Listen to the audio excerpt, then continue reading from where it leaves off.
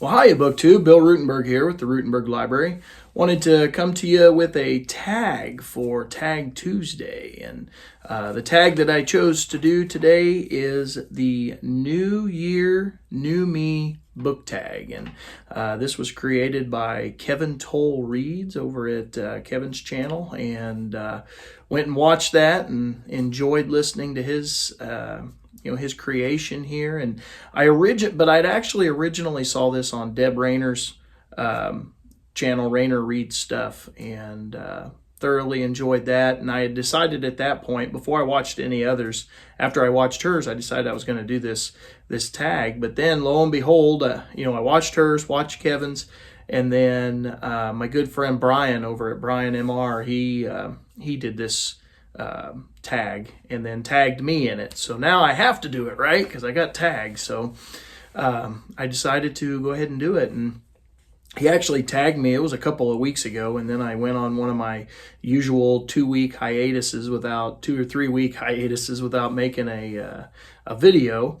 And I had actually, typed up all the questions, and I had all the answers all wrote out, and it's been sitting in my bag for these couple weeks. And I just hadn't got it videoed. So anyway, here I am videoing it.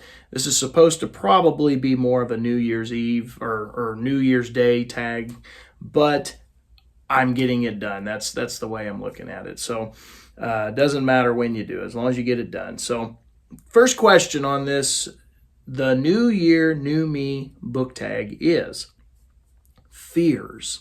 What is one book from your 2025 reading goals that scares you?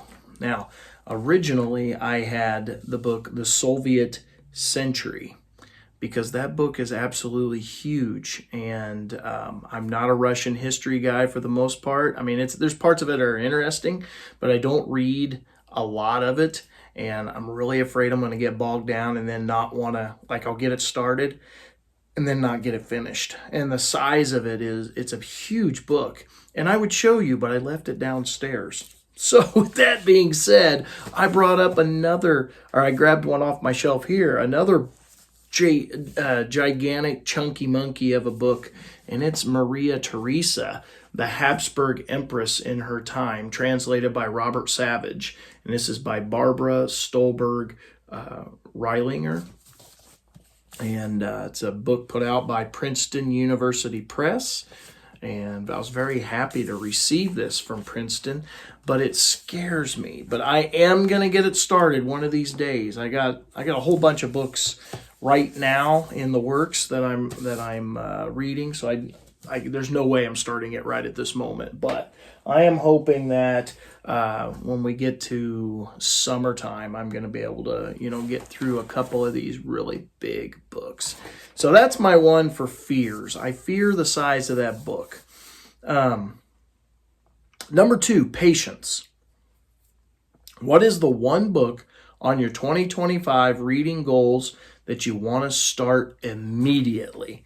And so for this one, I chose All the Powers of Earth, 1856 to 1860. This is book 3 of the Political Life of Abraham Lincoln by Sidney Blumenthal. This was on my 2025 reading list, and I started it very early this month, and I'm enjoying it. I haven't got super far in it just because I'm juggling books.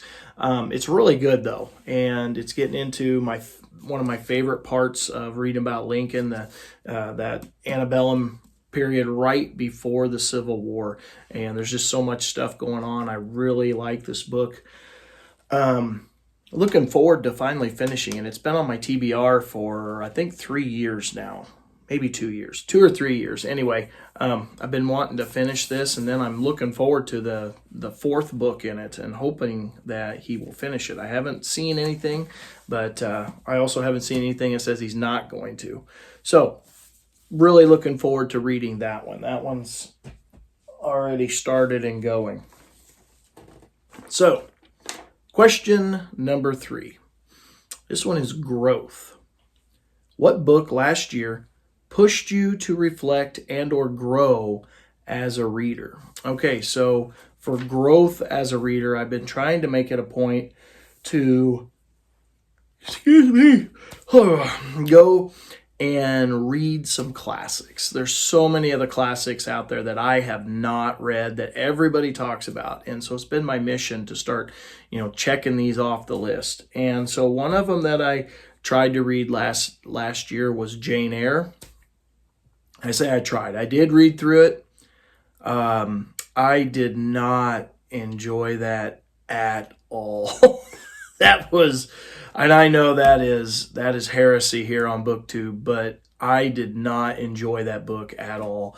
Likewise, I also read Emily Bronte's Wuthering Heights, and I actually have a couple different copies of this, but Wuthering Heights, and I had read this before, like I may have been in college when I read it.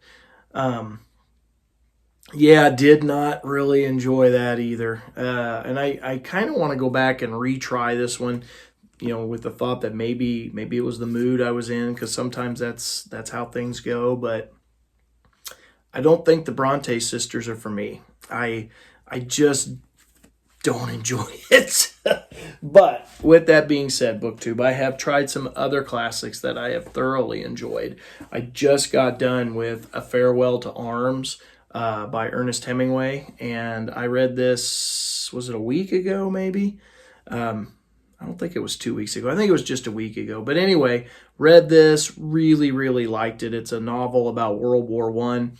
A American soldier goes and fights for Italy in World War One. He meets a English nurse, and they start a romantic relationship, and she ends up pregnant, and they end up towards the end of the war, and they run away from the war. And I don't want to say anything more, as I don't want to spoil the story, but just the descriptions in the book are really good. And of course, Ernest Hemingway is using some personal knowledge to help write this book, and it shows. I thought it was a quality novel. Very much enjoyed it. So when we talk about growth, or reflecting, and then is there growth? My reflecting is not all the classics are for me, and just because everybody else likes them doesn't mean I have to like them. But with that being said, there are some that I do like, so I do want to continue to try out these classics and see, which ones are for me and which ones aren't.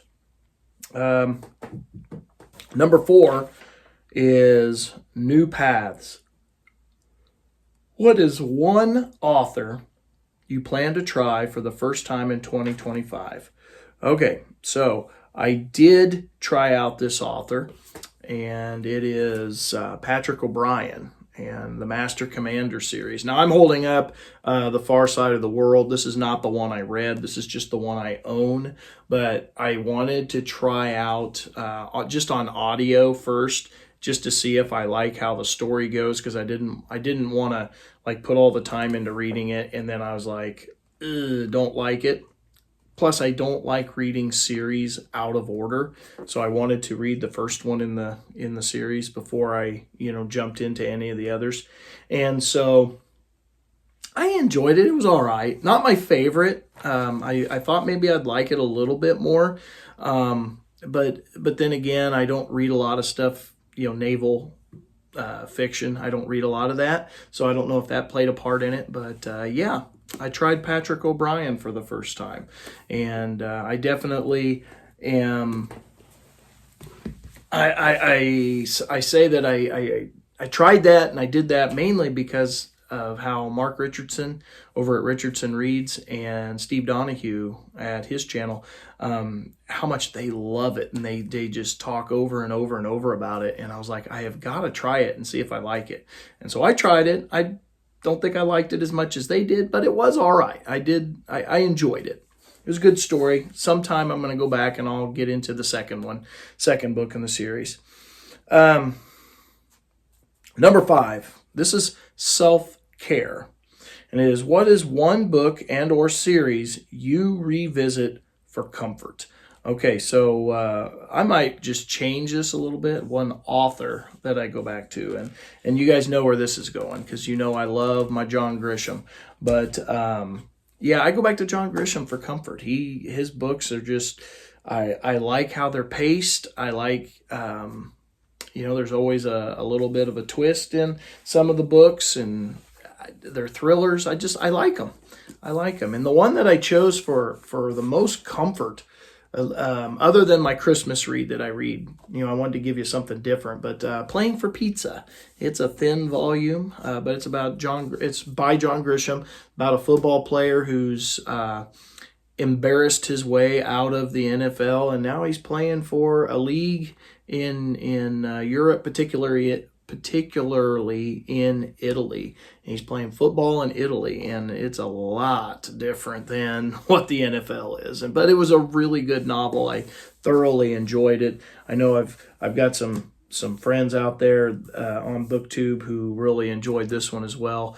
I got one friend from over in Europe that she says she absolutely loves his descriptions of food. And so I enjoy that as well. And then my other John Grisham, that like one of my all-time favorite John Grishams, that's a comfort every time I go back to it, and I need to go back to it again. It's due for another reread, is A Painted House by John Grisham. And this one takes place, I think it's September 1952.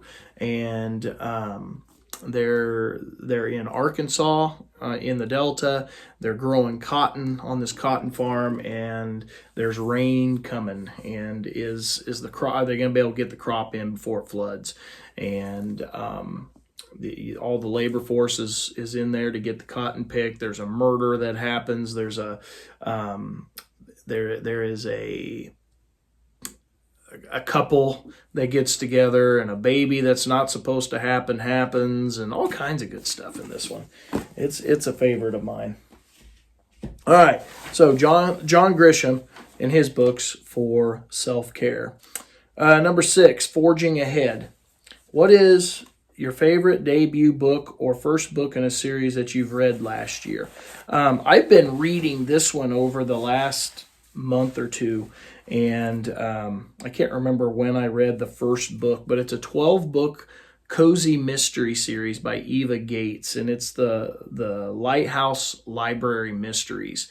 And I am like eating those up like candy. It is such a good series, and there's obviously a murder mystery involved in it. They all happen at this lighthouse that happens to be a library off on the North Carolina coast, and it's just really, really good. I thoroughly enjoy it. It's not so difficult that I can't figure things out, but just hard enough that it makes me scratch my head to try to figure things out, if that makes any sense. The first book in the series is By Book or By Crook, and just really enjoying that. Eva Gates has been a fun author for me. Number 7, goals. Do you have a specific reading goal or challenge for the year ahead? And, there's always goals that come up, or plans, tentative plans, because you start out with some, on a certain path trying to meet a goal, but then it veers another direction. So here's some of the goals that I've had for this next year. I want to read my like I said, tentative goals. 150 books is I've upped it. 100 had been my goal, and then I upped it to 120, and I've hit that the last couple years. And so I'm just like, I've changed my reading habits, so I'm getting more reading time in. So I need to change my goals as well. So I'm shooting for about 150 books. Now, a lot of those, as I've told you guys before, a lot of those are my reading has kind of flip-flopped, and I've been reading tons of fiction, whereas back in the day I didn't used to read very much fiction at all. But I've been reading lots of fiction, so it's allowed me to get through a lot more books just because they're faster paced.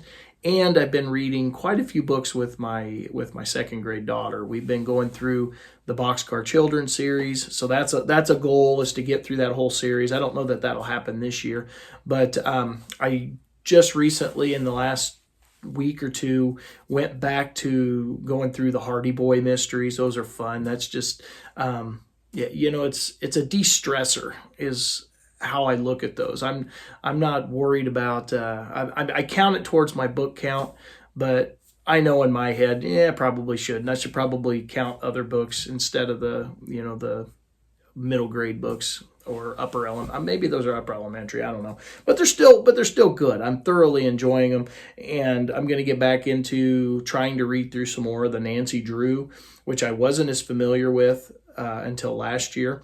But I'm going to read a couple more Nancy Drew mysteries.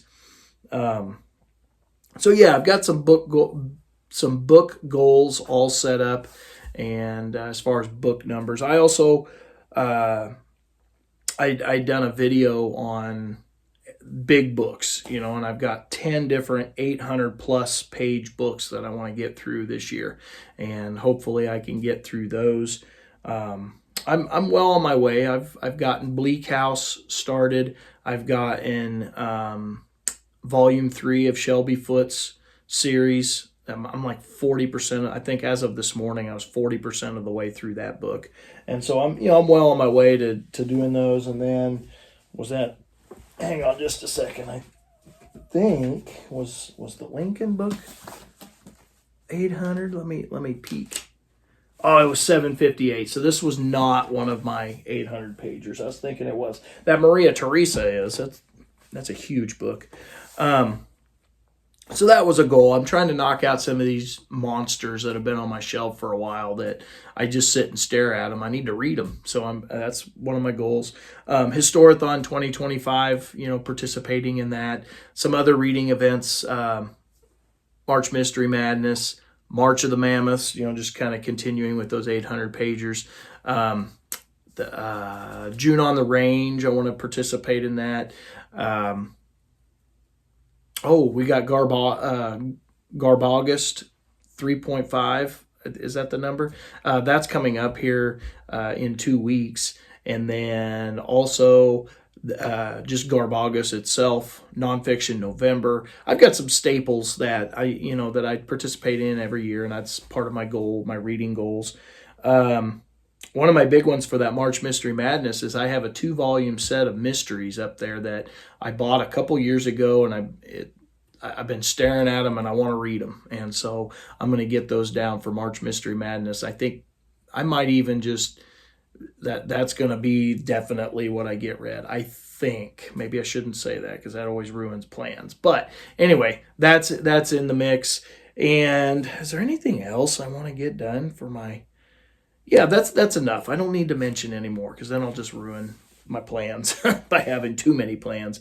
But just continuing things like my TBR elimination challenge that I do for myself, my my baseball reading through the summer, the opening day project. I'm still going to do that. So I've got lots of different plans.